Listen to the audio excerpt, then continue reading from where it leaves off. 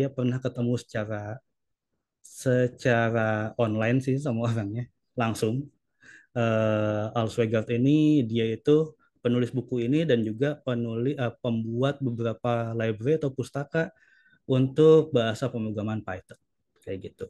Nah, saya mau nanya dulu di sini, hmm, ada yang kemarin tanggal 11/11 itu ikut flash sale, entah di Shopee atau di e-commerce lain, mungkin ada ya.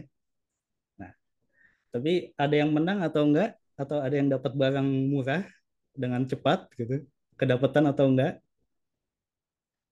Mungkin ada yang dapat, mungkin ada yang enggak, ada yang hoki, ada yang pakai sesuatu tools gitu, mungkin juga. Atau teman-teman kalau nggak salah besok ada ini ya, ada konser Coldplay, sempat war tiket, ada yang sempat war tiket di sini? Nggak ada? Apa udah dapat? Apa dapat dari tangan ketiga? Ya, itu semuanya kayak misalnya ada yang bilang ada ini nih flash sale nih, kok kalah nih, pakai bot kali ya. Nah, kata-kata bot untuk flash sale atau war ticket dan lain-lain itu sebenarnya adalah salah satu bentuk dari automation kayak gitu. Kalau misalnya bot gitu, oh ini bot nih, oh itu salah satu bentuk dari automation. Ya, kita mau bahas automation di sini. Automation itu ya kalau menurut IBM ini ya, automation itu ya is a term of for technology application where human input is minimized. Jadi ada teknologi nih, sebuah aplikasi nih di mana kita tuh input kita sebagai manusia tuh diminimalisir. Jadi lebih sedikit gitu. Contoh automation itu apa aja? Sebenarnya sebelum teknologi kayak zaman sekarang, ini dulu zaman dulu pun sudah ada automation itu. Cuman kita mungkin nggak tahu atau nggak tahu aja itu namanya automation gitu kan. Kalau misalnya teman-teman misalnya ini kita pernah kan masuk ke dalam mall, pintunya kebuka sendiri. Nah, terus dia nutup lagi pas kita udah lewat. Nah, itu juga itu adalah bagian dari automation. Terus apa lagi? Yang lebih familiar lagi. Oh, ini aja. Misalnya eskalator. Eskalator kan dia jalan terus ya. Nah, dia juga bagian dari automation. Apalagi, jangankan hal yang kira-kira berbau mesin ya, ada hal lain yang mungkin tidak ada mesinnya gitu, tidak ada motorik mesinnya. Teman-teman mungkin belanja ke Alfamart atau Indomart, buka pintu, pintunya ketutup sendiri. Nah, itu juga bagian dari automation, walaupun itu cuma seperangkat pegas ya, kayak gitu. Jadi, di mana interaksinya itu untuk manusianya itu sedikit. Gitu. Jadi itu sebenarnya eh, automation itu seperti itu secara umumnya. Nah, cuman kita bisa mengenal lagi nih, lebih dalam lagi automation tuh terbagi-bagi sebenarnya. Ada automation secara skala besar yang business process automation, ada yang skala kecil yang namanya basic automation atau kita biasa nyebutnya itu adalah robotic process automation. Ada juga yang mungkin automationnya itu berinteraksi dengan apa namanya benda fisik. Nah, tapi kita coba kulik dulu yang namanya software automation. Software automation itu apa? Sebenarnya kan tadi automation adalah gimana caranya sebuah aplikasi atau teknologi yang meminimalisir kegiatan manusia di dalamnya, kayak gitu ya. Kalau software automation sendiri sebenarnya adalah software itu kan sebenarnya udah membantu kita untuk membantu manusia ya untuk melakukan pekerjaan dengan lebih efisien, efektif gitu dengan bantuan software, dengan bantuan komputer. Nah, udah gitu si software ini di automationin lagi atau dibikin otomatis lagi. Udah software otomatis dibikin otomatis lagi. Misal contoh kayak tadi misalnya kita mau beli barang di e-commerce lagi flash sale gitu kan. Gimana caranya kita biar lebih cepat gitu kan. Nah, pakai software automation. Atau kita mau input data nih repetitif banyak. Misalnya kalau satu dua data, misalnya input data, oh nama, alamat, nama telepon gitu kan, registrasi gitu. Kalau satu kali, dua kali, tiga kali masih oke. Tapi kalau misalnya udah 100, 200, 300 sampai ribuan dalam satu hari gitu kan, itu juga cukup menjemukan, repetitif, bikin melelahkan juga. Nah, Gimana caranya biar lebih cepat? Oh, pakai software automation. Kayak gitu. Ada yang misalnya input data ribuan, yang biasanya kita kerjain 8 jam sehari, misalnya kerjanya input data gitu. Tapi pakai software automation bisa dilakukan dalam waktu 5 menit selesai. Nah, jadi fungsinya adalah untuk meringankan pekerjaan kita sebagai manusia supaya kerjaan yang repetitif itu bisa lebih efektif, lebih efisien. Terus kita sebagai manusianya bisa ngerjain hal lain yang lebih peran kita lebih dibutuhkan kayak gitu. Jadi fungsinya software automation kayak gitu ya. Terus ini software automation itu apa aja sih sebenarnya? Nah, mungkin ini bahasanya ada web automation. Ini apa nih? Web automation. Ada web automation, ada mobile automation, ada yang namanya desktop automation. Ada lagi yang namanya ini bukan API, bukan API, kebakar gitu ya. Ini API automation.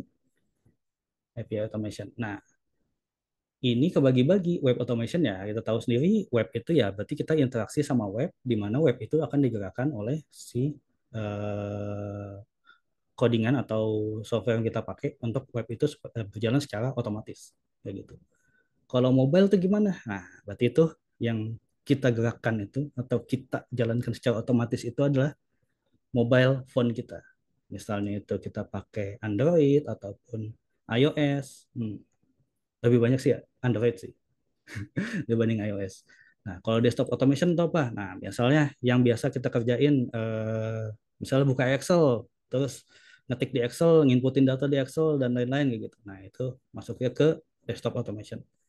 Kalau API automation itu apa? Nah, ini sebenarnya masih bagian dari web automation, tapi API automation itu adalah service, jadi kayak layanan antar server yang mungkin kita nggak ngeliat di sini.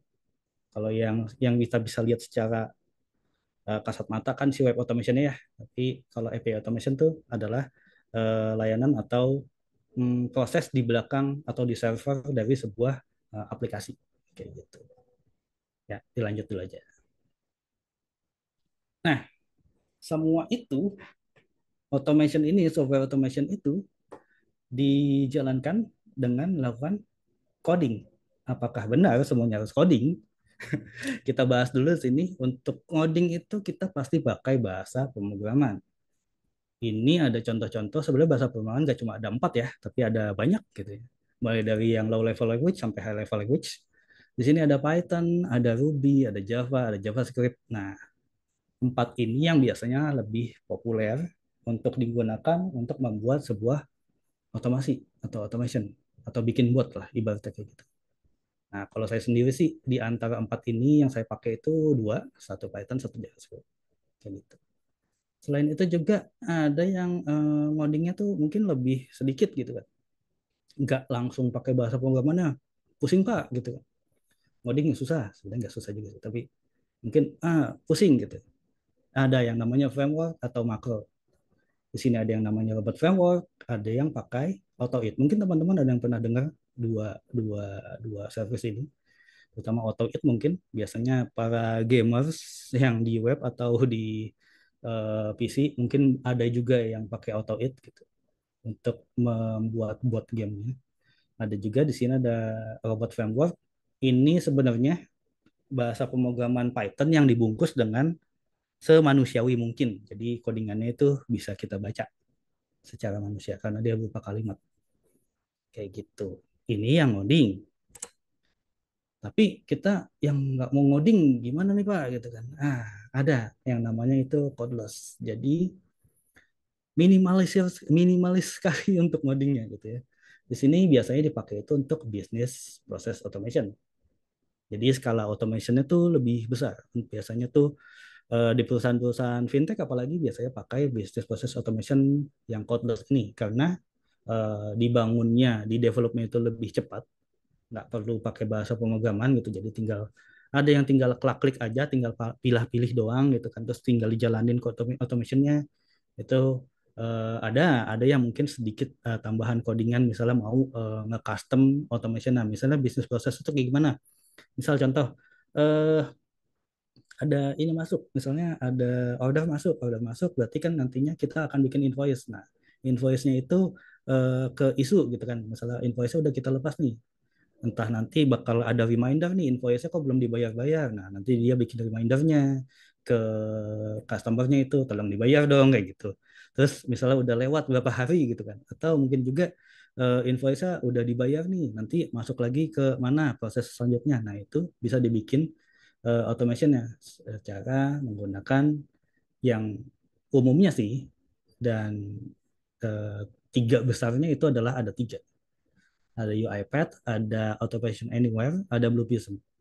Nah, tiga ini biasanya itu karena yang dihandle oleh tiga software besar ini, tiga service lah ibaratnya, tiga pelayanan besar ini, itu adalah perusahaan-perusahaan yang cukup besar gitu ya. Atau memang karena kan tiga ini bayar ya, termasuk Zapier juga bayar sebenarnya. Ini dibutuhkan, biasanya perusahaan-perusahaan itu membutuhkan orang-orang yang punya sertifikasinya. Jadi UiPath punya sertifikasinya sendiri untuk si developernya gitu ya. Automation Anywhere itu misalnya kita mau pakai nih Automation Anywhere buat bikin ini, oke, panggil developernya. Biasanya perusahaan-perusahaan itu butuh orang-orang yang sudah punya sertifikasi dalam Automation Anywhere. Blue Prism juga seperti itu. Nah, ini yang skala cukup besarnya. Tapi ada yang mungkin yang menengahnya lah. Mungkin ini namanya ada produk itu namanya Zapier. Kebetulan saya juga pernah pakai untuk Zapier ini. Nah, ini juga sama. Dia codeless, tidak ada codingan sama sekali. Jadi tinggal klik-klik aja. Jadi aman gitu. Untuk ya pokoknya manusiawi sekali lah, manusia friendly lah kayak gitu. Ya, ini untuk codelessnya. Nah, sekarang kita bahas lebih dalam lagi soal tadi kan software automation itu saya bagi empat ya. Ada web automation, ada mobile automation, terus ada API automation, ada satu lagi apa tadi? Desktop automation. Kayak gitu. Nah, untuk web automation sendiri, nah ini penjelasannya kayak gini ya. Konsep untuk membiarkan software robot melakukan sesuatu. Ya, jadi melakukan aksi, tugas, dan proses di web browser atau web application. Jadi web browser dan web application. Jadi ada dua hal. Kalau misalnya kita buka Google Chrome atau Firefox, itu web browsernya. Jadi yang diotomasi sih web browsernya. Kalau misalnya buka udah masuk ke alamat tertentu, misalnya ke Google atau misalnya ke apa Instagram atau ya semacamnya gitu, misalnya Shopee dan lain-lain gitu ya, itu namanya udah web application. Intinya mah browser kita bisa gerak sendiri aja gitu. Kita tinggal klik, udah diem, nanti dia akan jalanin semua yang kita mau sesuai proses yang kita mau kayak gitu ya. Ini saya ada sedikit, beberapa sih, nggak sedikit sih, beberapa contoh yang mungkin saya buat sendiri untuk apa ya, ngasih lihat web automation itu dan automation lainnya itu seperti apa sih gitu ya. Ini yang kita cari yang simpel-simpel aja dulu. Nah, ini adalah contoh codingannya. Ini bahasa Python, mungkin agak kecil ya, mungkin nggak kelihatan. Tapi ini dia pakai bahasa pemrograman Python dengan framework Selenium gitu ya. Ini codingannya ya cuma 26 baris kalau nggak salah. 26 baris.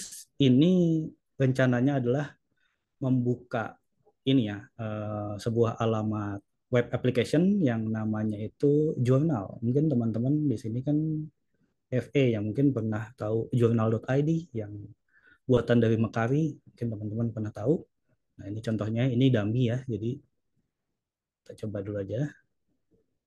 Nah, ini video ini. Ketika code-nya di run, dia akan buka si webnya ini, terus dia login. Habis login, ini nggak dijalanin sama sekali ya, nggak ada yang klik-klik sama sekali. Buka jurnalnya secara otomatis, terus buka dashboardnya. Di dashboardnya, di sini kalau nggak salah, mau ngupload file. Nah, ini di scroll, terus dia masukin filenya, terus file ke upload. Nah, gitu. Rangkaian prosesnya ini gitu ya, itu ya kita sebagai manusia cuma ngejalanin, udah jalanin code-nya, di enter, cepet, langsung jalan sampai prosesnya selesai kayak gitu. Ini sebuah contoh untuk si web automation. Masih kurang seru ya, coba lagi deh, kita coba lagi, Coba lagi yang lain. Nah, ini konten saya nih. Jadi misalnya kita punya data banyak, kita kerjaannya tukang inputin data di sebuah perusahaan misalnya gitu. Entah data karyawan atau data yang lain gitu. Misalnya datanya itu masih di Excel, terus mau dimasukin ke web form. Kan biasanya perusahaan atau organisasi itu ada masuk webnya, terus masukin data gitu, tapi di web tuh, masukin ke dalam browser gitu. Tapi kita punya data di Excel nih. Gimana caranya yang Excel yang ribuan ini pindah nih ke webnya, kayak gitu. Caranya bisa pakai web automation ini. Ini kebetulan sama pakai Selenium Python. Jadi contohnya kayak gini, pas udah di run code-nya, otomatis dia ngebuka apps-nya nih. Ini ya kayak gitu. Tuh, cepet kan? Mungkin kalau orang nggak mungkin bisa ngetik secepat itu ya. Jadi dia bakal input data yang banyak sampai datanya selesai habis, baru dia selesai. Kayak gitu. Masih kurang? Oke. Ini ada juga yang contohnya itu namanya web scraping. Web scraping itu apa? Web scraping itu sebuah kegiatan menghimpun data lah ibaratnya yang ada di dalam web. Jadi contohnya kalau di sini tuh rencananya saya mau ngambil beberapa icon produk-produk dari Google. Kan banyak tuh. Cuman kan downloadin satu-satu mah lama gitu ya. Ini saya coba scraping gitu. Terus biar semua logonya ke download otomatis. Yang acak-acakan di web itu ke download otomatis langsung masuk semuanya ke dalam folder saya. Kayak gitu. Dalam jangka waktu ya kurang dari berapa menit nih. Ini nggak dicepetin ya. Ya kurang dari 1 menit. Setengah menit selesai. Mungkin kalau downloadin satu-satu lama. Tapi kalau pakai web scraping ini bisa lebih cepat lagi. Kayak gitu. Jadi kita bisa ngerjain hal lain yang mungkin kita lebih dibutuhkan. Gitu ya. Ini web scraping. Kurang. Ada yang tahu game ini? Nah, ini game mainan ini ya. Kalau piano tiles, misalnya kita klik gitu kan dia bakal bunyi gitu. Sesuai lagunya lah ibaratnya. Kalau kita salah ngeklik, gamenya selesai. Gitu. Ini biasanya tuh pelan, awal pelan, pelan, pelan, lama-lama makin cepet. Makin cepat, makin cepat, makin ini saya cepetin aja nih. Tuh, ini udah mulai nggak manusiawi nih. Mata kita juga mungkin mulai capek. Tapi kalau pakai automation kayak gini, ini bakal dihandle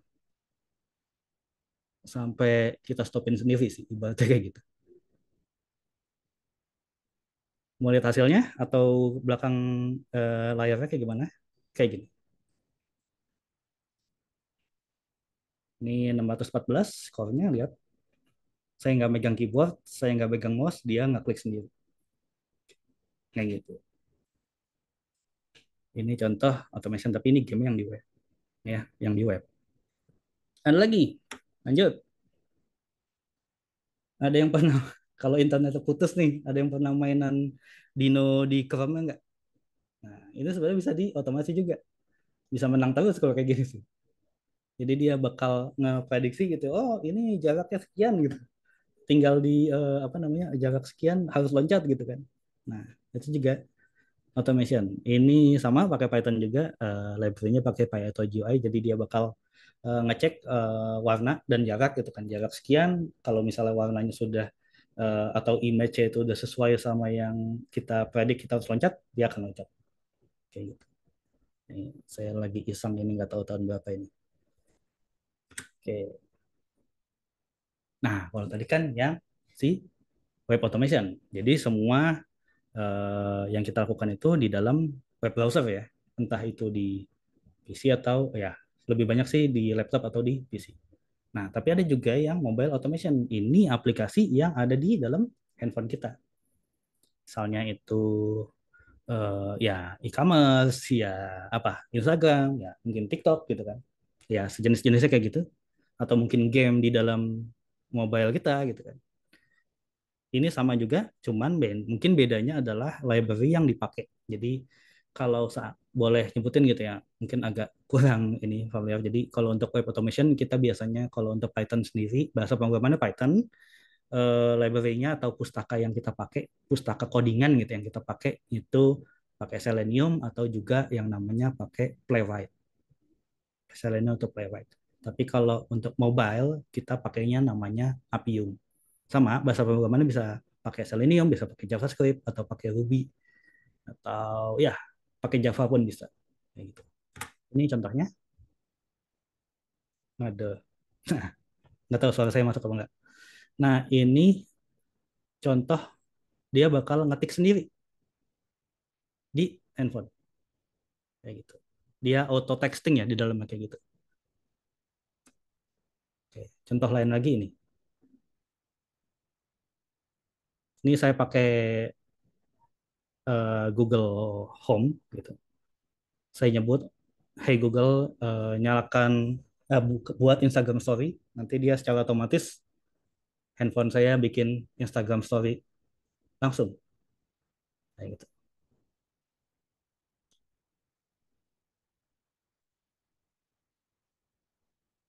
Nah, kelihatan kan saya nggak ngapa-ngapain karena saya megang handphone untuk ngerekam. Gitu.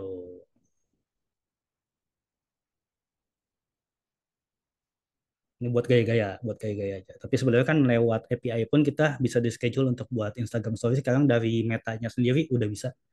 Jadi kalau misalnya punya apa namanya tuh, meta creator apa gitu ya. Jadi kita bisa bikin Instagram Story atau Instagram Post, kita schedule dulu tanggal berapa, jam berapa dia bakal ngepost kayak gitu. Nah, itu tadi eh, contoh-contoh untuk yang software automation. Nah, kalau IoT itu sendiri ya, IoT itu bagian dari automation atau enggak gitu kan? Pertanyaannya kayak gitu. IoT apa? Biasa singkatan dari Internet of Things ya, Internet of Things. Itu software automation atau bukan ya? Automation atau bukan? Ini saya ngambil dari oracle.com.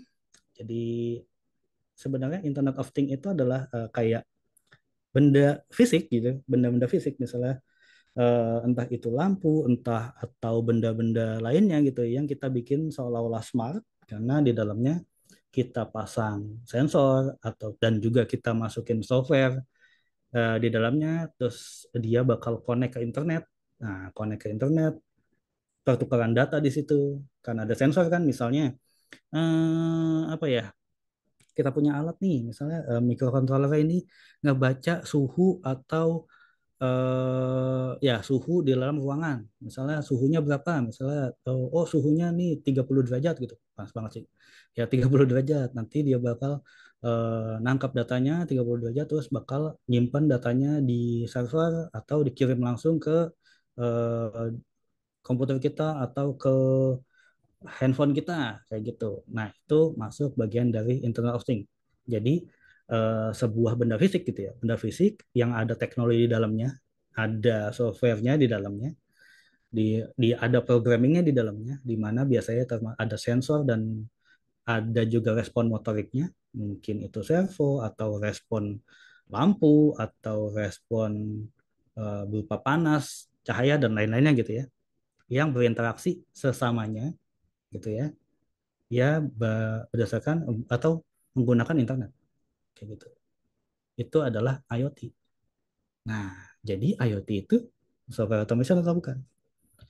IoT itu bukan software automation, tapi IoT bagian dari automation. Mungkin teman-teman pernah lihat atau pernah ada yang punya gitu ya di rumah misalnya alat smart home semacam kayak smart lamp, lampu gitu kan. Misalnya bisa kita matiin atau bisa kita nyalain secara otomatis, secara suara juga. Atau mungkin juga bisa kita schedule misalnya jam sekian nyala gitu kan. Atau hal-hal lain yang bikin otomatis. Biasanya kita nyebutnya itu adalah home automation. Nah, home automation itu adalah bagian dari IoT, bagian dari automation tapi bukan software automation gitu ya. IoT karena dia menggunakan benda-benda fisik. Benda fisiknya biasanya apa tuh? Nah, biasanya itu kalau untuk IoT sendiri, ya kita biasanya untuk programmingnya Biasanya kalau zaman dulu tuh kita pakai PLC, programming logic apa gitu. PLC saya lupa. Itu sekitar tahun 2000-an awal kita pakai PLC. Atau untuk di beberapa perusahaan misalnya pabrik-pabrik itu biasa pakai PLC kayak gitu untuk ngejalanin robotiknya. Kan pabrik juga gunain robotik untuk proses produksi ya. Nah, itu juga bagian kalau itu mungkin bukan bagian dari IoT karena nggak ada, kalau misalnya dia terhubung internet satu sama lain gitu ya. Itu baru IoT. Tapi kalau tidak ada hubungannya dengan internet atau misalnya tidak ada lalu lintas data di dalamnya situ ya, itu bukan bagian dari IoT. Nah, IoT tuh biasanya untuk core-nya atau intinya ya, dia biasa pakai yang namanya microcontroller kayak gitu. Mungkin kalau dilihat, nggak tahu dilihat ini di kamera saya kelihatan atau enggak. Ini saya punya contoh gitu, contoh dari microcontroller. Mungkin pernah ngelihat ini namanya Arduino, ya. Arduino Uno. Ini bukan nama saya tuh. Ini emang namanya Arduino Uno gitu. Ini biasanya ini buat dev board, jadi bisa kita bikin prototype untuk IoT pakai Arduino. Nah, ini ada yang Uno, ada yang Nano, ada yang Mega gitu kan, tergantung kebutuhannya, kapasitasnya seberapa besar dan seberapa kompleks proses yang ada di dalamnya. Kayak gitu. Biasanya untuk Arduino ini dia bahasa yang digunakan itu bahasa Arduino sendiri atau sebenarnya sih kalau dikulik lebih dalam lagi dia pakai bahasa C atau C++ gitu ya ke dalamnya. Ini adalah core dari IoT. Cuman si Arduino ini dia tidak ada ininya ya, nggak, dia butuh modul lain atau modul elektronik lain untuk menghubungkan dia dengan internet gitu ya. Pakai modul WiFi lagi, biasanya pakai modul ISP berapa gitu, masalah kodenya. Ini Arduino, jadi butuh tambahan lagi. Nah, selain Arduino ada lagi yang memang modulnya itu sudah bisa terhubung dengan internet ataupun Bluetooth dan ini dijual bebas. Ini saya ada kebetulan ada dua nih. Saya ada yang namanya modulnya itu namanya ESP8266. Itu kodenya. Kalau biasa mah orang bilang itu namanya Node MCU. Di sini modulnya sama kayak persis, entah kelihatan atau enggak kameranya. Ini bentukannya lebih kecil daripada Arduino, lebih kecil. Tapi dia ada modul Wi-Fi-nya di sini. Jadi ini bisa terhubung dengan internet. Internetnya dari mana? Internetnya harus terhubung dengan Wi-Fi. Dia tidak dia tidak punya akses point sendiri. Jadi ibaratnya gimana? Kalau handphone itu kan eh, dia punya pulsa ya. Kalau handphone gitu bisa bisa connect data langsung gitu. Tapi kalau untuk Node MCU sendiri dia butuh connect ke akses point terdekat. Contohnya misalnya di sini ada koneksi WiFi gitu ya. Jadi dia harus disambungkan ke WiFi terdekat kayak gitu. Tapi dia bisa komunikasi dengan perangkat IoT lainnya. Programmingnya sama, dia juga pakai basicnya sih sebenarnya pakai Arduino juga. Basic bahasanya itu bahasa C, bahasa C gitu ya. Tapi bisa juga eh, kita masukin gitu bahasa pemrograman itu di memorinya ini pakai yang namanya MicroPython gitu. Bahasa Python tapi lebih kecil, mikro. Jadi bisa masuk ke dalam benda sekecil ini. Jadi kan kalau Python atau bahasa pemrograman lain kan di komputer atau di laptop ya. Kalau ini di benda kecil ini bisa dimasukin atau istilahnya kita biasanya nge-flashing gitu. Ada lagi ini SP8266 yang lebih ini lagi ya, yang lebih baru lagi itu namanya ESP32. Ini lebih kecil lagi. Dia ini ada modul WiFi, ada modul Bluetooth-nya. Sama penggunaannya dia juga bisa diinput entah pakai bahasa Arduino, bahasa C atau pakai MicroPython kayak gitu. Ada juga yang namanya itu adalah Raspberry Pi. Mungkin teman-teman pernah tahu Raspberry Pi. Ini saya ada contohnya nih. Bentar, saya coba dulu aja. Tapi saya pakai sebenarnya. Nah, ini Raspberry Pi bentuknya lebih besar karena dia itu sebenarnya adalah ini. Dia itu nggak bisa dicabut sih. Mungkin teman-teman bisa cari sendiri Raspberry Pi. Bentuknya itu lebih besar sedikit, mungkin seukuran kartu gitu ya, seukuran kartu. Eh tapi dia itu bukan, kalau tiga ini tadi microcontroller. Ini kalau Raspberry Pi itu termasuk ke dalam mikrokomputer, ya, mikrokomputer. Jadi dia komputer sebenarnya. Isinya Linux. Mungkin teman-teman tahu Linux itu ya kayak Ubuntu dan lain-lain. Nah, dia itu isinya Linux. Dan penggunaannya bisa lebih kompleks dan bisa lebih besar lagi gitu ya. Kalau mungkin Arduino atau si ESP32 ESP32 ini penggunaannya untuk satu proses gitu ya. Tapi kalau Raspberry Pi bisa lebih banyak proses, bisa multi proses kayak gitu. Karena dia eh, sejatinya adalah komputer. Kayak gitu. Cuman bentuknya aja kecil kayak gitu. Ya, tapi dari segi harga memang mungkin teman-teman bisa tebak kalau kalau Raspberry Pi mungkin ya bisa jadi seharga handphone atau seharga ya mini komputer lah pada umumnya. Tapi untuk microcontroller sendiri untuk sebagai core IT-nya, core dari IoT-nya, ini cukup murah. Cari aja di e-commerce, paling harganya paling mahal 50.000. Kayak gitu, udah dapat bisa diprogram sendiri. Kayak gitu. Oke, lanjut dulu ya. Nah, home automation untuk IoT. Nah, kalau tempat sampah kayak gini nih, ini kan dia kebuka sendiri ya, ketika deketin sensornya dia kebuka sendiri. Ini saya iseng buat buat kayak gini untuk main-main gitu. Waktu zaman pandemi gitu ya. Ini IoT atau bukan? Dia itu punya sensor, memang dia punya microcontroller, dia pakai Arduino, memang bisa juga, tapi dia terhubung, tidak terhubung dengan internet, tidak terhubung, tidak ada lalu lintas data yang dikirim, karena dia tahunya, oh ada sensor, ada respon gitu, ada sensor, oh, oke, dia ngedeket nih, ininya apa jaraknya gitu kan, oke kita buka, buka si tutup ininya ya, tutup tempat sampahnya gitu. Nah, dia prosesnya di lokal dia aja gitu, nggak ada tidak terhubung dengan proses lain atau layanan lain gitu, atau microcontroller yang lain gitu. Nah itu dia berarti tidak termasuk IoT. Memang dia pakai microcontroller, tapi dia bukan IoT. Ya, contoh yang IoT itu gimana? Nah kalau ini gini nih, saya mencet button, mencet tombol ya, gitu. Tombol secara fisik, terus dia bisa ngebuka aplikasi yang di dalam komputer. Nah, ini masuknya IoT atau enggak nih? Nah, kalau ini kebetulan di dalamnya tidak ada lalu lintas data walaupun dia berupa ada apa ya? Ada sensor tombol gitu ya. Terus tapi menjalankan sesuatu yang dalam komputer. Tapi tidak ada lalu lintas data yang melewati internet.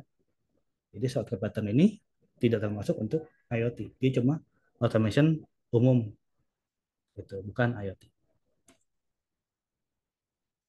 Nah, kalau ini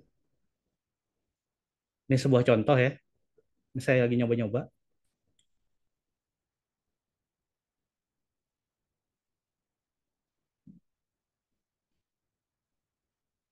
Jadi ceritanya saya mau nyalain lampu, bikin ini pakai ESP8266, nyalain lampu dengan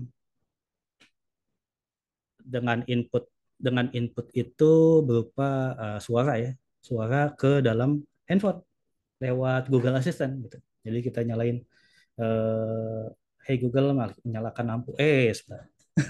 Google Home saya malah yang nyala gitu ya. Ngomong ya tadi oke apa gitu terus misalnya nyalakan lampu atau nyalakan lampu yang warna hijau dan lain-lain gitu.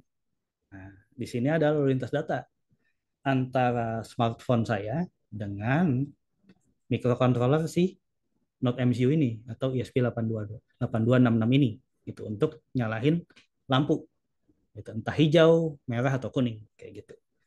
Nah, karena ada lalu lintas data di belakangnya, nah itu berarti termasuk IoT. Terus uh, sensornya dari mana, dari mana Pak gitu? Sensornya ya dari suara tadi, suara yang kita kasih ke dalam si Google Assistant kayak gitu. Jadi ini masuknya ke dalam IoT. Ada lagi. Ini contoh saya nyalain sesuatu yang lebih besar. Entah, back. Jadi ini ceritanya adalah saya punya sebuah colokan gitu, colokan biasa, colokannya kayak colokan colokan kipas angin gitu ya kan, colokannya itu standar gitu ya, kita mau ngecas atau segala macam colokannya kayak gitu. Terus dia itu colokannya bisa aktif atau tidak aktif gitu ya dengan suara. Colokannya itu betulnya saya colokin ke dalam lampu lampu neon biasa lah, lampu LED sih itu. Jadi dicolok. Terus kalau misalnya kita mau nyalain ininya si smart plug-nya, saya bilang itu smart plug. Eh, hey, bla bla bla gitu, nyalakan lampu gitu, atau nyalakan smart plug. Dia langsung ada relay di dalamnya untuk menyalakan si mengaliri listrik ke dalam steker lampu itu. Jadi listrik PLN pun sebenarnya bisa kita otomatisin kayak gitu. Menggunakan sama pakai microcontroller juga. Sensornya dari mana ya? Ya dari suara kita yang masuk ke dalam Google Assistant ini. Dari Google Assistant kirim data ke microcontroller kita yang di sini. Ini lokal atau enggak? Ini mau kita ada di manapun, selagi masih ada internet, mau di belahan dunia manapun kita bisa nyalain komputer, nyalain colokan kita nyala dari belahan dunia manapun, selagi masih ada internet. Keduanya terkoneksi dalam internet, kayak gitu. Ini yang smart plug. Ini yang mungkin contoh saya kemalasan dalam tanda kutip saya ketika saya ada di tempat lain gitu ya, mau nyalain komputer kan dia pakai tombol fisik ya. Nah ini saya bikin,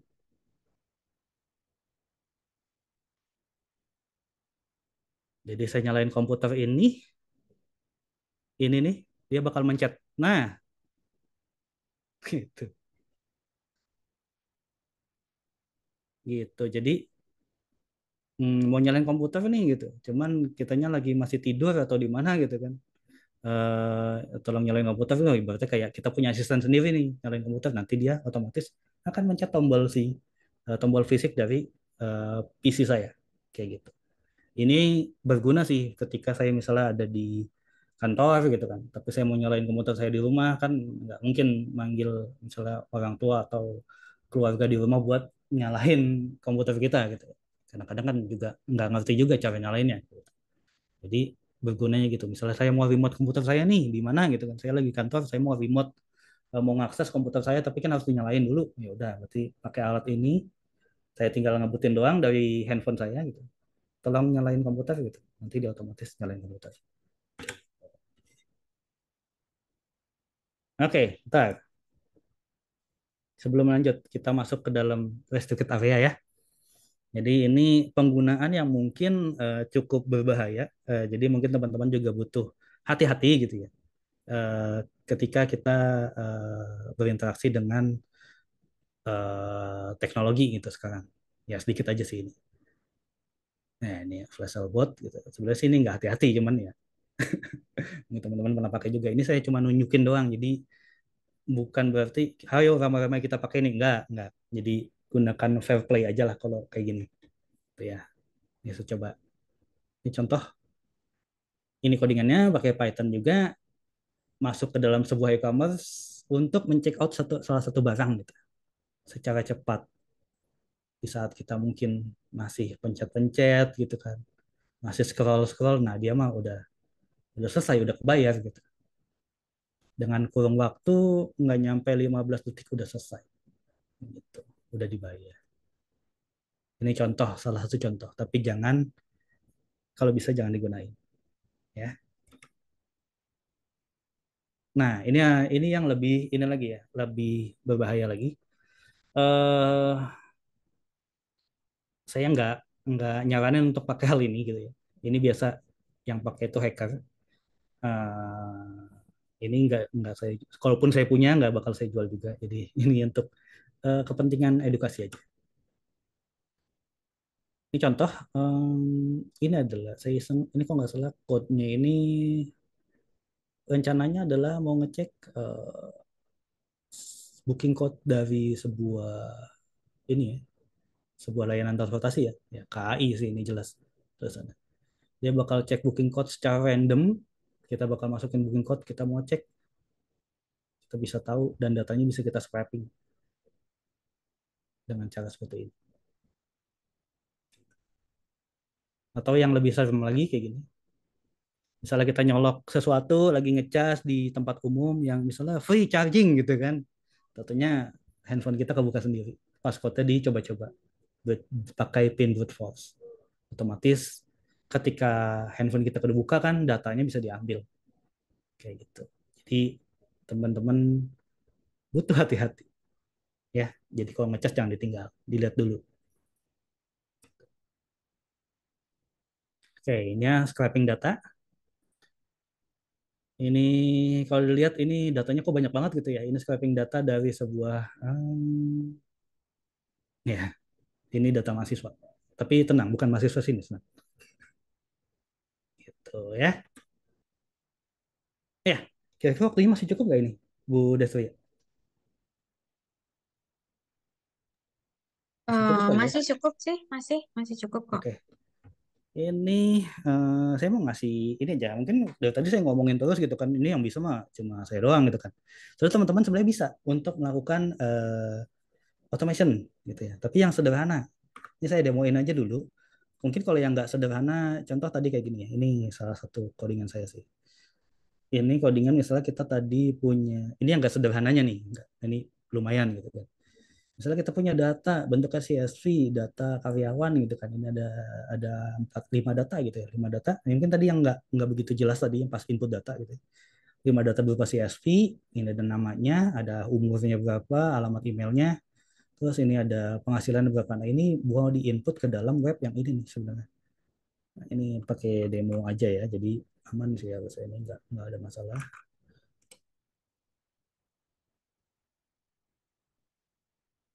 Jadi webnya ini kan bisa nginput data gitu kan satu-satu, terus di submit gitu ya. Nah, dengan adanya automation, web automation tadi nih, kita bisa ngakuin, inputin data. Caranya cuma gini doang. Ini codingannya udah ada, datanya udah ada gitu kan.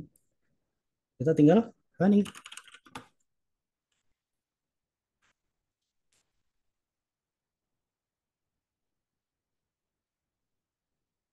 Oke, dia nggak buka sendiri, buka webnya, langsung inputin datanya satu-satu. Cepat lagi. Kayak gitu. Kalau udah selesai dia bakal nge-close. Gitu. Itu contoh yang mungkin tadi nggak kelihatan, gitu, sempat nggak kelihatan. Tapi kalau teman-teman sendiri misalnya, Pak mau nyobain dong ini automation tuh kayak gimana sih gitu. Ada cara yang lebih mudah gitu ya.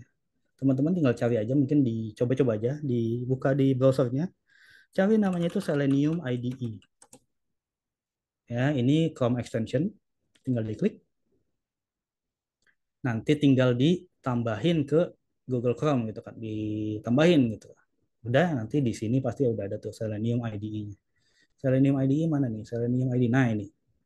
Ketika udah selesai, dia tinggal dibuka, nanti dia bakal buka halaman kayak gini. Terus coba aja bikin new project. Pencet new project, terus project name-nya apa misalnya, coba gitu ya. Kita kasih nama coba. Oke, ya sekarang tinggal dia sistemnya itu nge-record. Jadi apa yang sudah kita lakukan secara manual, kita record, terus nanti dia bisa ngelakukan, meniru apa yang sudah kita lakukan tadi. Tinggal pencet record, misalnya halamannya yang mau dibuka apa, misalnya biar aman mah web saya sendiri aja, contoh.com, enter, oh sorry, kurang HTTPS, mau dia kok nggak ada. Oke, udah selesai start record. Nah dia bakal buka webnya ini kan, terus kita gedein dikit nah layarnya, terus misalnya kita mau ngapain, kita pencet tombol nggak fungsi ini, pencet, nah dia ke bawah gitu. Terus kita mau scroll ke bawah, habis scroll ke bawah, oh balik lagi ke atas Pak, balik lagi ke atas. Oke, terus ngapain lagi, misal pencet blok, oke pencet pencet blok, terus udah kita balik lagi ke home, oke balik lagi ke home. Udah selesai nih, udah selesai, oke tinggal kita apa nih, kita close aja, kita close halamannya. Nah gitu, nah recordnya kita stop. Nah tes name-nya misalnya tes, terus kita pencet oke. Nah apa yang sudah kita lakukan tadi udah ke record di sini, udah ke record, mau jalanin lagi hal yang sama. tinggal pencet aja nih, run. Nah, otomatis dia ngebuka sendiri, ngakuin hal yang sama. Teman-teman silakan coba aja. Mudah kok. Misalnya mau mencet apa gitu yang berulang-ulang, berkali-kali gitu kan bisa dilakuin. Dan biasanya kalau ini itu bisa dibuka, diubah gitu ya datanya jadi bahasa pemrograman yang lain. Itu kalau masalah kayak gitu. Hmm, iya, tinggal diekspor kalau nggak salah sih. Exporting bisa diekspor, di save, projectnya bisa di save, terus mana yang ekspor ya? Kalau nggak salah bisa diekspor ya. Nggak lupa saya. Ya intinya kayak gitu. Speednya juga bisa kita bisa lambatin atau dicepetin. Tergantung kita maunya kayak gimana. Misalnya agak lambat gitu kan. Pas kita run, jadi dia runningnya agak slow, lebih slow daripada yang tadi. Dia bakal ke bawah, terus ke bawah, ke atas, pencet lock, terus balik lagi ke home. Gitu. Pakai Selenium ID. Silakan dicoba aja. Ya, Selenium ID. Oke, kalau kayak gitu, udah sih. Udah, saya bisa lagi aja. Jadi itu penggunaan dan penjelasan sedikit tentang automation, khususnya software automation dan juga tentang IoT. Mungkin nggak terlalu dalam, tapi kalau teman-teman semua mau lebih pelajarin lebih dalam lagi itu kan, silakan aja. Misalnya cari-cari referensi di Google atau mau ngoding sekalian, silakan, nggak ada masalah gitu. Tenang, misal, tapi kan saya bukan jurusan IT Pak, saya juga bukan jurusan IT. Jadi teman-teman saya juga banyak kok. Kebetulan nanti juga saya ada di konferensi Python, Python Indonesia, Python dari Python Indonesia, PyCon ID 2023 nanti, minggu depan sih kalau nggak salah di Bandung. Itu konferensi cukup gede juga. Di situ kumpul semua beberapa orang yang jadi pembicara itu, dan nggak semuanya itu orang IT, tapi ada yang dari akuntansi, bisa gitu. Ada yang data analis dan lain-lain kayak gitu. Nanti ada di sana. Terus kalau misalnya mau belajar lagi, bisa cari aja, cek aja di channel saya juga ada. Silakan aja di sini, silakan dicari. Gitu. Ya, itu aja dari saya. Boleh dikembalikan lagi ke Bu Destri ya. Oke, Ya, terima kasih Pak Uno atas penjelasannya, pemaparannya yang eh, agak bingung ya bahasanya, berhubung di roaming juga. Apa ya? Nah, mungkin kita langsung masuk ke sesi diskusi dan tanya jawab. oke, Ada teman-teman dari mahasiswa yang mau bertanya. Tapi mungkin saya juga mau nanya nih, Pak Uno. Bisa boleh nggak boleh. sih ini software automation dan Internet of Things ini apa membantu gitu ya dalam mengurangi risiko misalnya pencurian data, pencurian data, terutama data-data transaksi keuangan ya. Kan kita lagi kaitin sama fintech ya.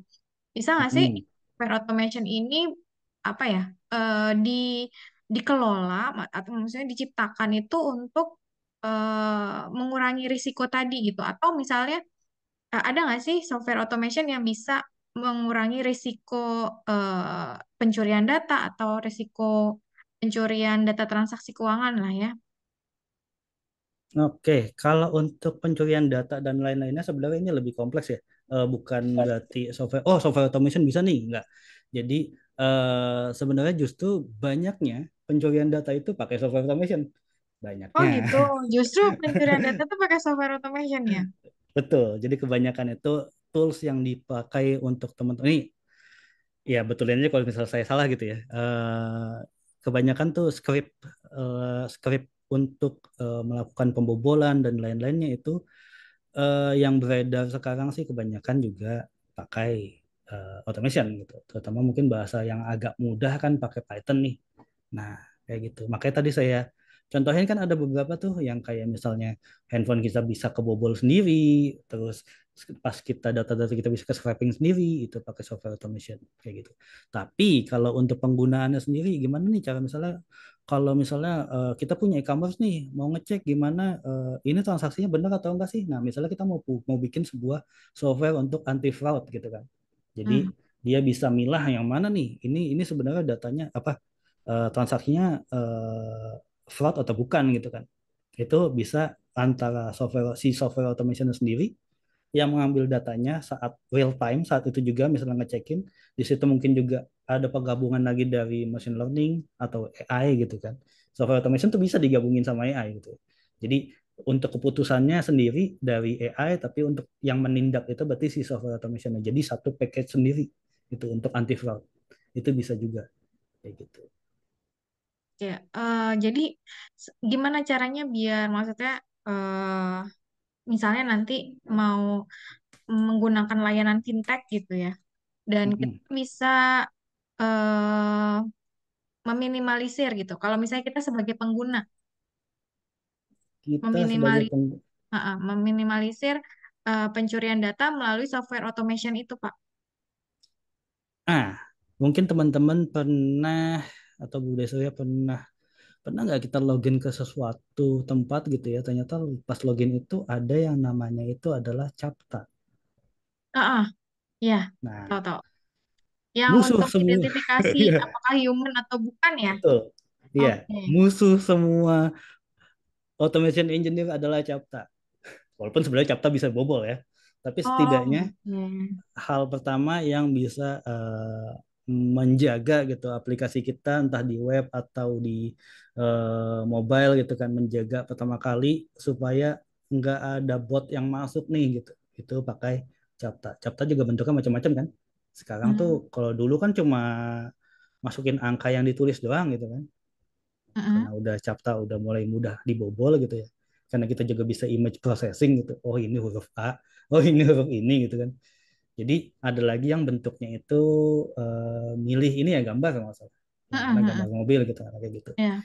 Itu juga kebetulan sudah bisa dibobol juga. Jadi ada lagi. Aduh itu sebenarnya ada aja celahnya gitu kan teknologi makin makin maju gitu. Ada lagi mungkin kalau teman-teman lihat software yang dia itu captanya berupa slider jadi kayak ada puzzle gitu puzzle harus ditempelin Ya. persis. Hmm. Nah itu baru bisa itu yang sampai sekarang mungkin agak lebih lebih tingkatnya lebih tinggi. Jadi pakai Capta. Terus ada lagi misalnya nangkalnya gimana? Ada biar data kita tetap aman nggak kena ini. Ada yang namanya teman-teman mohon dengan sangat. Jadi jangan lupakan untuk two factor verification, Oh. two factor authentication. Misalnya eh, kita bank apalagi kan dia butuh OTP Hmm. itu OTP jangan dikirim ke siapa-siapa gitu kan. Itu karena memang menyatakan kalau kita itu memang pemilik aslinya dan kita itu memang manusia. Kayak gitu. Biasanya dua hal itu sih yang lapis pertama lah dari kita sendiri. Berarti kalau fintechnya nggak ada yang tadi ya, maksudnya misalnya capta-capta tadi, itu rentan dibobol ya? Udah Rentan bisa di... jadi, bisa jadi. Eh, Gitu. Datanya apalagi kayak gitu kan. Aduh, kan kalau fintech itu kan data yang kita masukin banyak, maksudnya konfidensial ya. betul. Ah, kalau di fintech misalnya data pribadi, nomor rekening, dan lain sebagainya. Apalagi kalau misalnya sistemnya eh, pakai sisi gitu. Itu kan masukin nomor sisi, nomor kartu debit gitu ya melalui fintech. Hmm, Nah, kalau misalnya fintechnya nggak aman, resiko juga kan di data-data kita tadi kan. Misalnya data-data kita betul. tadi sisinya lah atau debitnya itu bisa dipergunakan untuk transaksi di luar masa kita, maksudnya di luar pengetahuan kita karena data di apa namanya di fintech tersebut udah dibobol. Waktu itu saya agak lupa ya.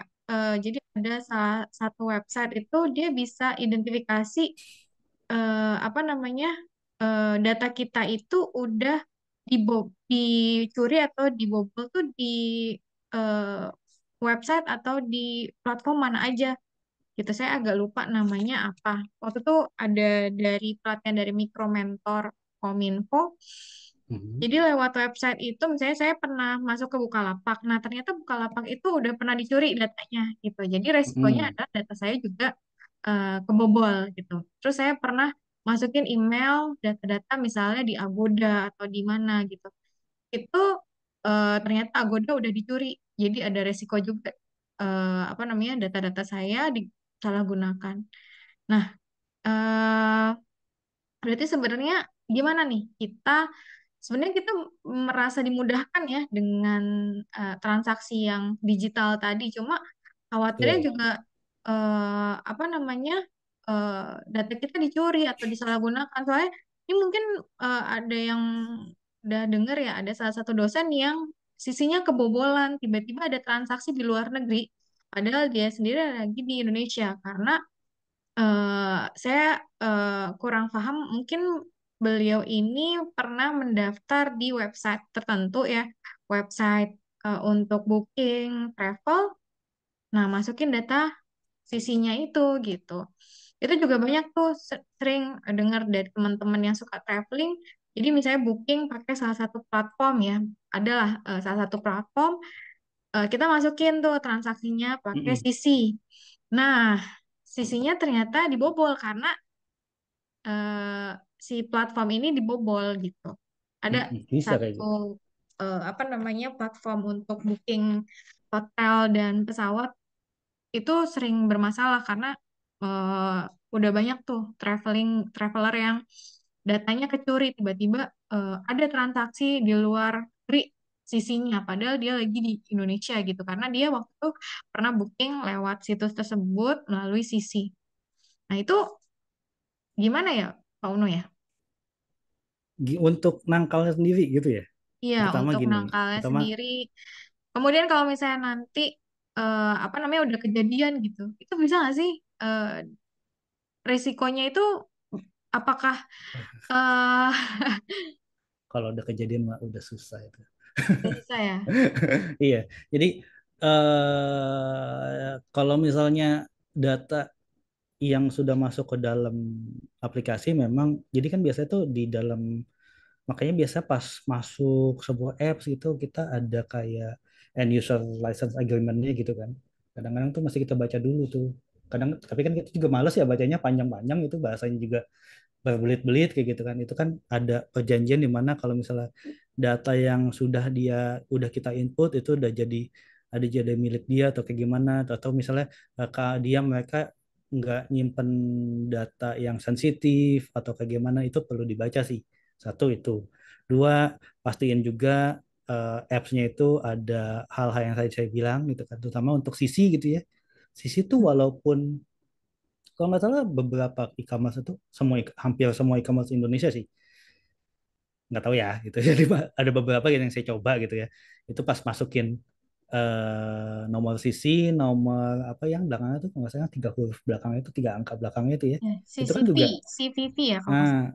nah itu kan juga confidential juga itu kan biasanya Ya, saya malah tutup itu saya tutup atau saya ya cuma diapalin aja gitu kan jangan disimpan di mana-mana gitu terus dilihat nih pas masuk dia minta ini enggak kayak OTP atau enggak kalau ternyata enggak waduh itu hmm, udah istilah zaman sekarang mah udah red flag lah kayak gitu harus hati-hati tuh kayak gitu jadi pastiin juga kalau misalnya nggak ada OTP-nya gitu kan waduh batalin aja gitu mendingan batalin aja transaksinya soalnya berarti kan dia bisa ngambil secara langsung cuma butuh CVV doang udah langsung langsung bisa transaksi gitu ketika dia ternyata nyimpen CVV-nya terus orang dapat datanya direpetisi lagi gitu ya udah kalau udah ini mah udah keambil mah udah ya udah wassalam gitu jadi di situ sih kita butuh aware di bagian tadi gitu itu sisi negatif dari ini ya dari beberapa tapi sebenarnya nggak semua menggunakan software automation juga mungkin sebagian memang toolsnya pakai uh, automation gitu kan tapi ada juga namanya hacker ya dia juga bisa membuat uh, hal lain gitu selain yang automationnya misalnya dia juga ada bisa masuk datanya entah entah lewat inject database atau dan lain-lain itu lebih macam nah itu lebih teman-teman yang lebih ke arah ethical hacker yang lebih bisa jelasin kayak gitu. Gitu. Jadi biar aman aja. Jadi lihat yang tadi. Iya. Mungkin dari yang lain ada yang ingin bertanya, silahkan. Ada Pandu Agung Prayogi nih, Pak Uno. Silahkan Pandu. Ya, Ah, baik, terima kasih untuk kesempatannya Ibu Destria.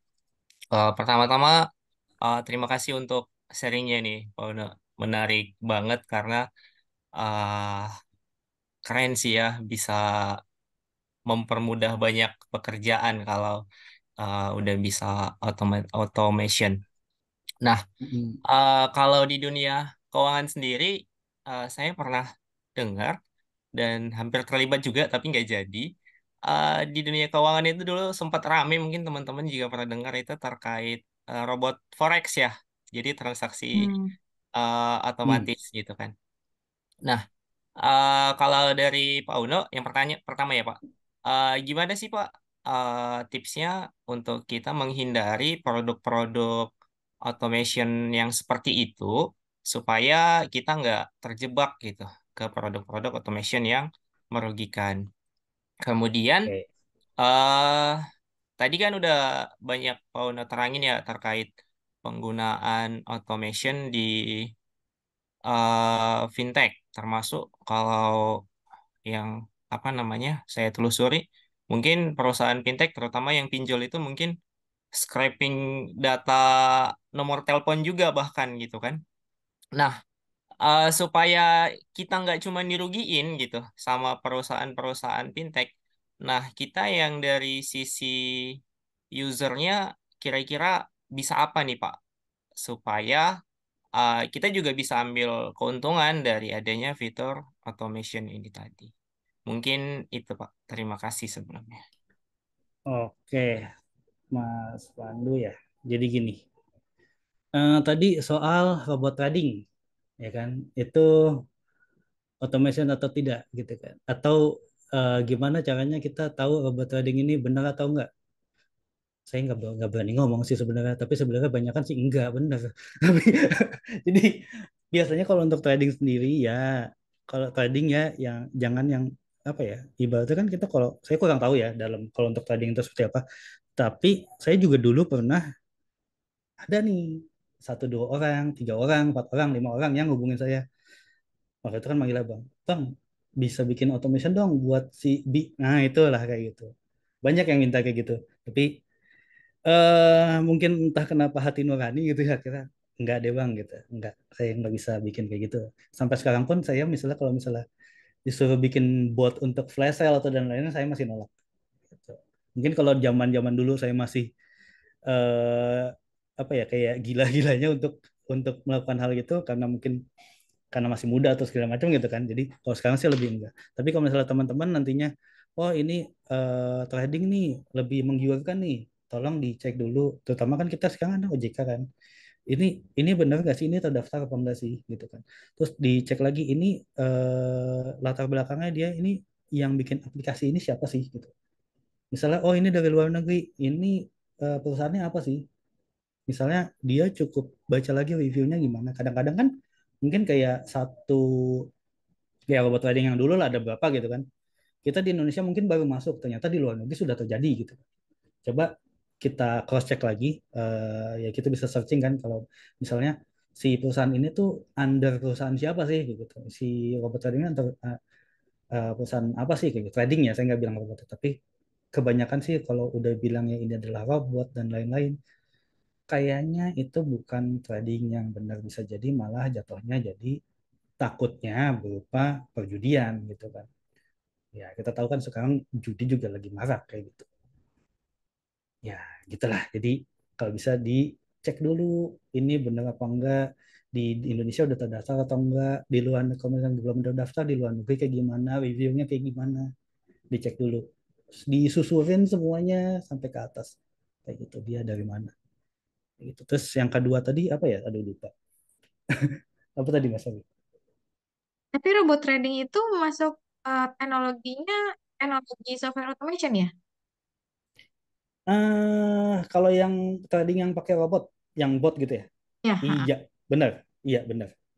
Tapi ada juga yang katanya robot, padahal di belakangnya tidak. Ada juga yang kayak gitu. Jadi itu apa ya? Di belakangnya sih. Kita masih tahu di belakangnya itu siapa, perusahaan apa. Tadi pertanyaan kedua apa, sorry, Mas Pandu? Izin Mas. Pertanyaan keduanya tadi, eh, sekarang kan perusahaan fintech, terutama kayak Ah, pinjol gitu kan, banyak pakai fitur automation untuk scraping data kita ya, termasuk bahkan hmm, sampai nomor handphone dan sebagainya. Nah, hmm. supaya nggak cuma mereka aja nih yang bisa ngambil keuntungan dari automation, kita juga, kalau kita mau, gimana nih caranya gitu. Mau mau ngapain nih? Mau ngambil data juga? Wah, jangan, Mas. Bukan Mas, bukan ngambil datanya sih, mungkin lebih ke memanfaatkan automation ya supaya ngasilin, mungkin gimana ya? Mungkin Apa nih? checking ininya apa namanya supaya data kita nggak bisa diambil mereka dan sebagainya gitu. Kalau data bisa diambil mereka atau enggak, sebenarnya sih sekali kita sudah masuk ke satu perusahaan misalnya pinjol tadi ya, itu nggak ada yang jamin kalau data kita memang aman sih. Toh kita juga udah upload KTP dan lain-lain kan, kalau nggak salah data kredensial lu dari situ. Jadi dilihat dulu sih ininya yang tadi saya bilang. Kalau perjanjiannya itu kayak gimana, datanya jadi milik mereka atau mereka tidak nyimpen data itu. Misalnya udah selesai verifikasi dari mereka ya mereka nggak nyimpen lagi. Tapi kan kebanyakan nggak tahu ya, bisa jadi masih disimpan gitu. Makanya kebobolan. Ya intinya sih satu, kalau bisa sih kita minimalisir menggunakan menggunakan ininya apa menggunakan layanannya gitu ya. Tapi kalau kepepet banget ya mungkin ya jangan sering-sering gitu ya. Terus kalau bisa juga kita jangan nyimpen hal-hal kredensial di handphone. Habis foto KTP nih, KTP jangan disimpan, dihapus lagi kayak gitu.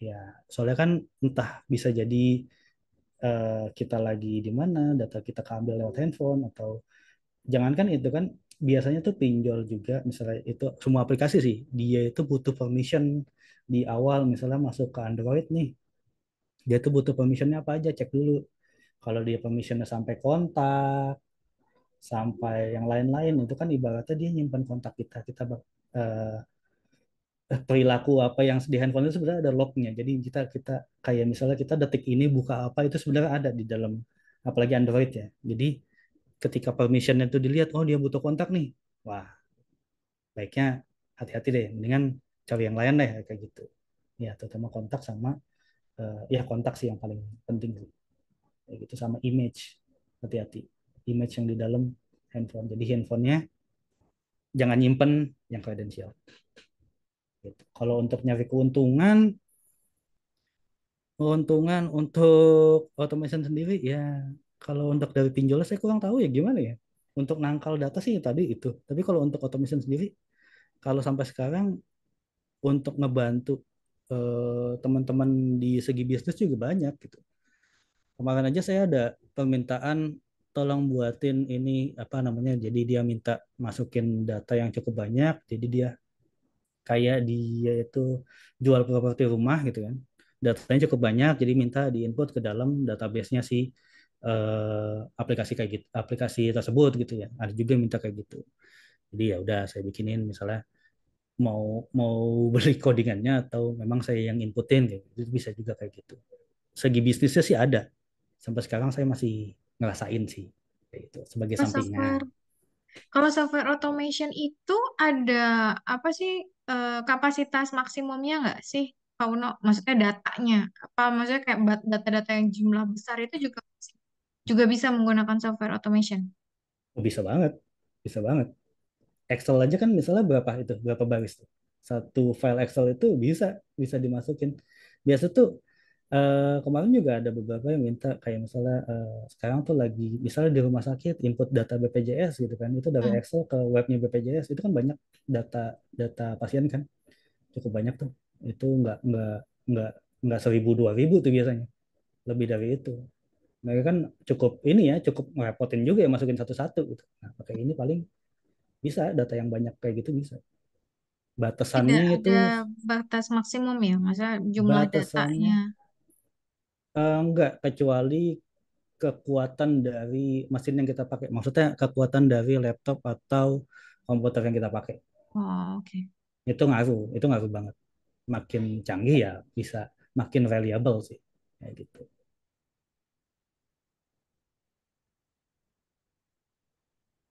Itu. Ada lagi, ada lagi. Ada lagi dari teman-teman mahasiswa mungkin yang mau bertanya? Kalau biaya untuk pengembangan software automation itu sendiri berapa tuh kira-kira? Mungkin ada teman-teman di sini yang kepikiran pengen bikin usaha fintech gitu, manfaat software automation. Kira-kira eh, apa biaya untuk pengembangan software automation itu sendiri berapa ya untuk satu aplikasi gitu, satu aplikasi fintech? Ini ini tuh tergantung ya. Kalau misalnya bikin sendiri gitu, ya. Bikin sendiri nih, itu sebenarnya semuanya kebanyakan kan software itu open source ya, jadi nggak bayar sebenarnya. Kalau misalnya kita Hmm. mau bikin sendiri, bahasa pemrograman nggak bayar, pustaka yang dipakai juga nggak bayar, kayak gitu. Cuman paling ya waktu aja sih, butuh waktu belajar gitu kan. Biasanya belajar kalau misalnya belajar bahasa pemrograman dulu, terus belajar pakai software library-nya, terus belajar dasar-dasar dasar-dasar untuk web dulu kayak gitu sih. Lebih ke arah situ. Itu kalau yang mau open source jadi lebih gratisannya gitu. Hmm. Nggak bayar, tapi paling butuh waktu aja gitu, sama ya gitu, waktu sama kemauan. Tapi kalau misalnya teman-teman pakainya itu software yang udah jadi nih, misalnya kayak dari UiPath atau dari Automation Anywhere, itu ada pricingnya sendiri sih. Karena dia emang biasanya untuk bisnis skala gede kan, Hmm. skala besar sih. Jadi dan dia itu berupa subscription ya, jadi bayarnya itu per bulan. Oh. Itu beragam sih, tergantung ininya, tergantung apa namanya perusahaannya, gitu, layanannya. Hmm. Tapi paling murah itu kalau nggak salah Zapier. Zapier tapi itu untuk ada gratisnya, ada trialnya gitu sih. Dia itu pricingnya kayaknya lebih lebih murah dibandingin yang lain. Kalau nggak salah. Kalau Zapier ini saya pernah pakai itu untuk starternya itu per bulan itu sekitar $20, tapi di billingnya setiap tahun sih kayak gitu. 20 kali 12 aja kayak gitu. $20 per bulan ya? Per bulan. Tapi untuk yang Zapier ya, Zapier itu lebih kayak automation yang mungkin misalnya ada pembelian nih terus kita kirimin email secara otomatis gitu kan. Atau misalnya yang prosesnya itu lebih pendek, misalnya ada pembelian gitu kan.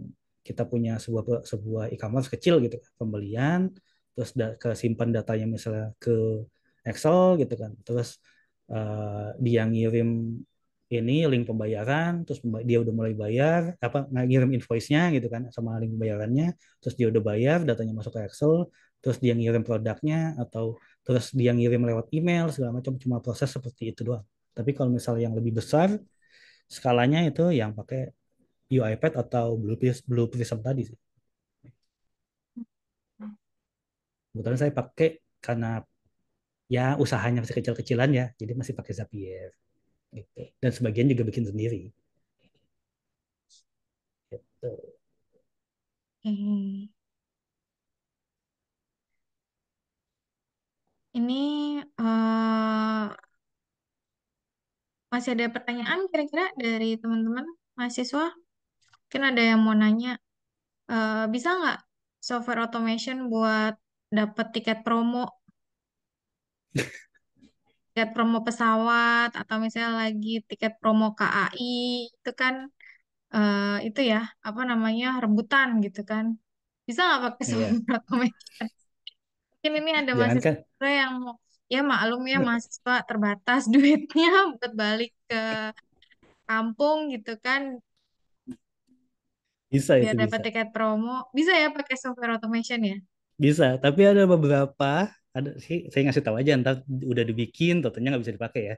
Ada beberapa ya tempat beli tiket gitu, gitu kan. Ada beberapa sih yang ketika kita dia nggak detect kalau kita udah pakai software automation Software atau pakai bot. automation. Jadi layarnya langsung blank Ini putih semua. Oh gitu. Iya, cobain aja. Ya apa sih di kita paling Misalnya yang di yang tiket.com gitu atau di tiket.com, Traveloka. Traveloka, apalagi tuh. Di Nah, KAI kan suka ada promo tuh. Nah, mahasiswa mungkin ada yang suka dapat atau misalnya pas mudik itu biar selalu dapat tiket kereta kan rebutan tuh kalau mau bisa pakai bisa software itu, automation ya. bisa. Karena rebutannya kan misalnya kita startnya jam berapa nih? Gitu. Karena rebutan kan pas jam 12.00 kalau nggak salah. Iya. Kalau kita kan namanya orang kan nggak pas 12.00 kita udah ready gitu kan. Tapi Hmm. kalau kita udah standby-in, kita bikin kayak semacam code alarm di situ ketika jadi ada ada kondisi di mana ketika jam 00 gitu kan, automation kita jalan. Nah, itu juga bisa kayak gitu. Dia terus ngecek ada promo atau enggak, terus langsung beli kalau ada promo dia langsung beli kayak gitu. Hmm. Bisa. Seru ya. Sebenarnya kalau ngerti itu enak Seru. banget ya. Maksud saya tadi hidup jadi lebih simpel dan lebih efisien. Bisa, Tapi semua semua semua orang bisa belajar kok. Semua orang bisa belajar. iya, ini alumni satu manajemen juga ada nih. Jadi ijazah SE-nya tuh malah nggak kepake. Lebih kepake tuh IT-nya, sertifikasi IT-nya. Sering Nah, dipanggil buat jadi narasumber, terus bikin aplikasi, bikin marketplace juga pernah yang dipakai sama Dinas UMKM DKI Jakarta gitu. Itu lulusan S1 manajemen tuh. Ijazah SE-nya nggak kepake malah. Jadi justru nah, skill-skill itu yang kepake. Jadi sebenarnya apa namanya latar belakang pendidikan itu untuk dunia IT itu ya nggak ngaruh ya karena nggak semua orang bisa belajar ya. Maksudnya iya. itu bisa dipelajari secara otodidak gitu. Mungkin Mm-mm. nih salah satunya Pak Uno ini beda ya tadi educational backgroundnya sama apa yang sekarang sedang dijalani. Jadi dari Iya. teman-teman mahasiswa mungkin nanti ada yang mau mengembangkan bisnis fintech bisa memadukan tuh ilmu bisnisnya sama nanti kalau mau belajar software automation, Pak Uno juga ada kelas yang itunya ya, kelas khususnya ya kalau mau belajar software automation. Ada ada kelas khususnya. Biasanya saya bikin itu per bulan ada buka gitu kan. Terus namanya kelas automation. Cari aja nanti di web saya di idejongkok.com. Nggak enak sih namanya idejongkok.com ya. Tapi emang itu udah kayak aduh mau ganti juga udah kayak enakan. Udah pakai itu. Di situ saya mengajarin soal web automation, mobile automation, API automation, terus apa lagi ya? Iya, semua yang tentang automation semuanya pakai Python tapi saya nyari pakai bahasa yang lebih mudah, yang lebih manusiawi lah gitu. Tapi kalau misalnya teman-teman mau nyoba-nyoba dulu nih gitu, mau belajar automationnya gimana? Cek aja di YouTube saya nih jadi promo semua ini. Nggak apa-apa. Nanti mungkin saya yakin sih, maksudnya teman-teman di sini ada prodi bisnis digital juga soalnya Pak Uno nih. Ada, jadi Mm-mm. ada dari prodi satu manajemen sama dari prodi bisnis digital. Nah, bisnis digital nih sebenarnya penting banget nih buat tahu karena juga kan apa namanya nggak cuma belajar bisnisnya, tapi digitalisasinya kan.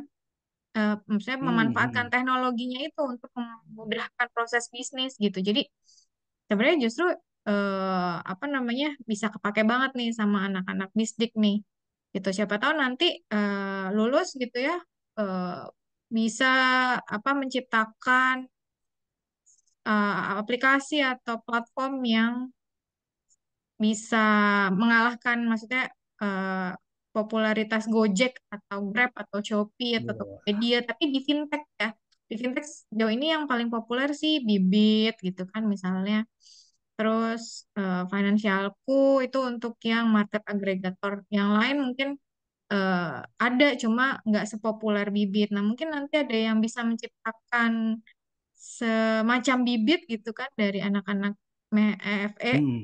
UNJ pakai software automation bisa ya berarti ya. Maksudnya Bisa.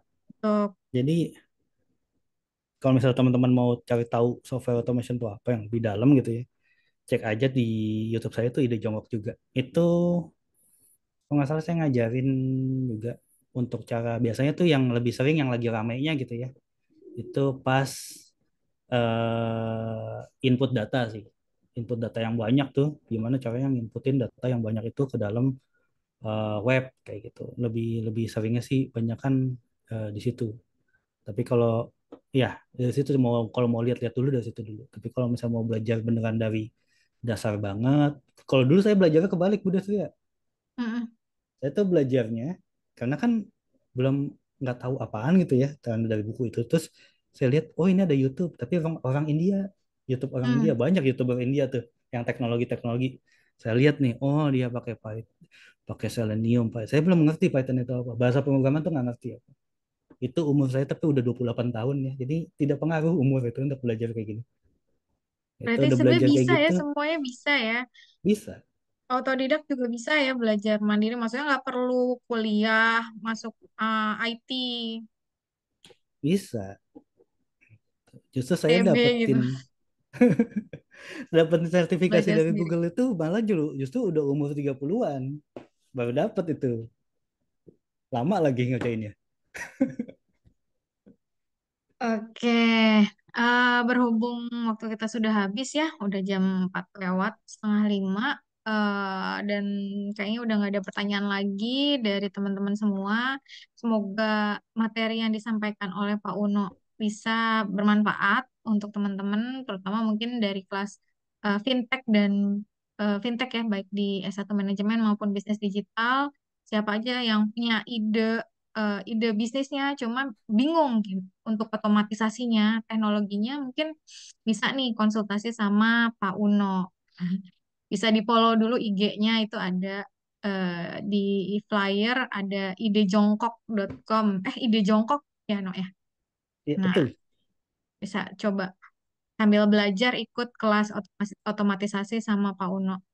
Oke, terima kasih Pak Uno atas kesediaannya untuk menjadi narasumber hari ini. Sama-sama Bu. Semoga apa berkah atas ilmu yang bisa dibagikan kepada kita semua nih. Jadi penasaran, Amin. pengen belajar sendiri ya. Saya pribadi sih jadi penasaran, pengen belajar sendiri, tapi lebih ke gimana caranya dapat tiket mudik ya, nggak berebut gitu. Pasti dapat tiket mudik tuh mungkin bisa kali ya pakai software otomatisasi gitu. Bisa.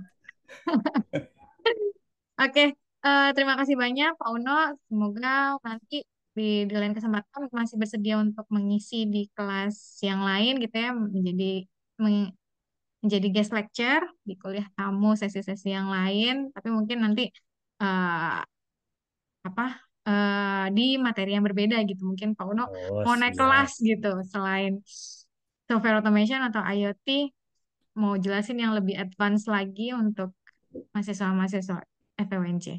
Oke, Oke siap. demikian saya akhiri.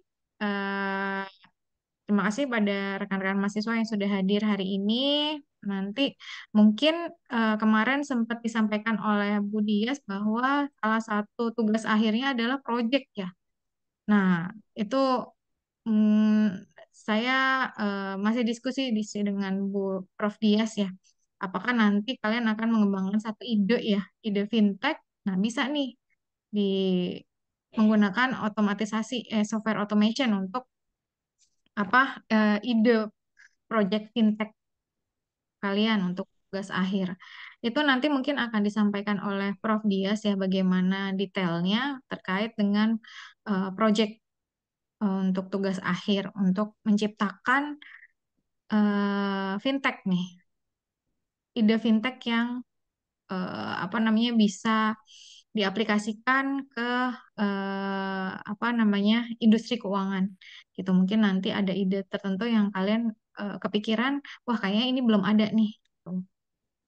Itu eh, nanti akan disampaikan lebih detail oleh Prof Dias. Oke, terima kasih Pak Uno atas waktunya. Eh, Sama-sama Bu. Sore, saya akhiri. Assalamualaikum warahmatullahi wabarakatuh. Waalaikumsalam warahmatullahi wabarakatuh. Sore semuanya. Terima kasih. Ya, mungkin boleh di-share Pak Uno link YouTube atau link IG-nya untuk lihat-lihat kali aja ada sesi kelas otomatisasi. Oke. Di chat aja ya. Ya di chat box itu di Zoom. Kalau untuk YouTube. mahasiswa beda kali rate-nya. itu YouTube yang gratisnya di situ. Terus nanti saya bikinin diskon kalau misalnya mau. Itu webnya. Oh, webnya ini, sorry, itu lebih ke blog sih, kelas automation. Oke,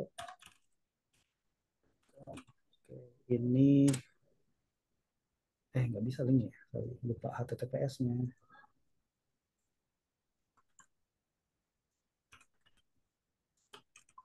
Ya, oh Instagram mau juga boleh. Saya mah nambah follower seneng.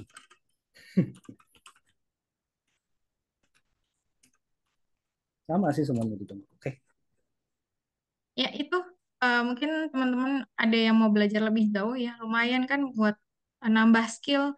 Siapa tahu justru ini jadi pintu rezeki ya. Kayak salah satu alumni manajemen tadi ya. Ijazah SE-nya tuh malah nggak kepake. Cuma skill ininya yang malah lebih banyak apa sama, namanya menghasilkan rezeki. Bisa belajar otodidak lagi. sama. Ijazah ST saya juga nggak kepake. Jadi udah nggak relevan ya sekarang ya. Relevannya tapi buat IoT masih relevan sih sedikit, sedikit aja. Ada nyambungnya. Aero aeronautik loh. Ya, Penerbangan ke aeronautik IoT ada nyambungnya. Sekarang itu malah nanti di kalau nggak salah di PyCon besok ya, Python Conference yang di Bandung itu besok ada dosen dari BINUS. Dia ngebahas gimana caranya Python dipakai untuk ini untuk tele tele apa tuh namanya itu? Kayak ininya ya, untuk drone sih lebih tepatnya, Hmm. untuk Oh, mungkin ngendaliin mungkin drone. nanti ke depannya pesawat nggak perlu pilot ya. Bisa pakai software automation. Justru LRT aja kan sudah tidak ada masinisnya, itu sudah pakai automation. Oh, oke oke. Wow. Iya, dia pakai automation. Oke.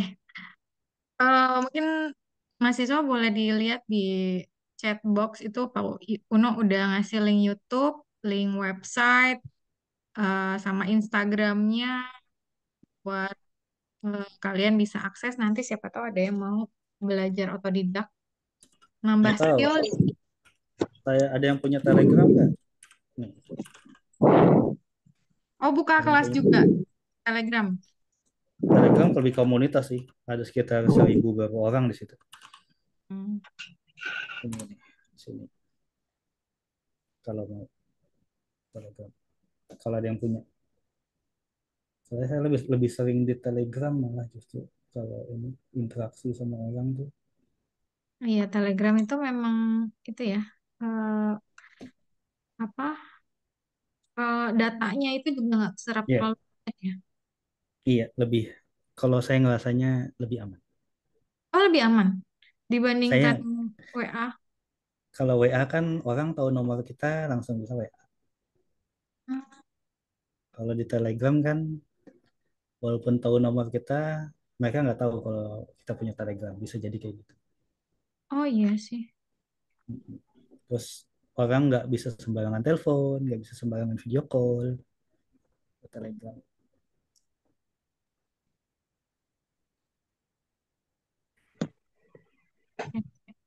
Oke, mungkin saya akhiri Zoom-nya ya.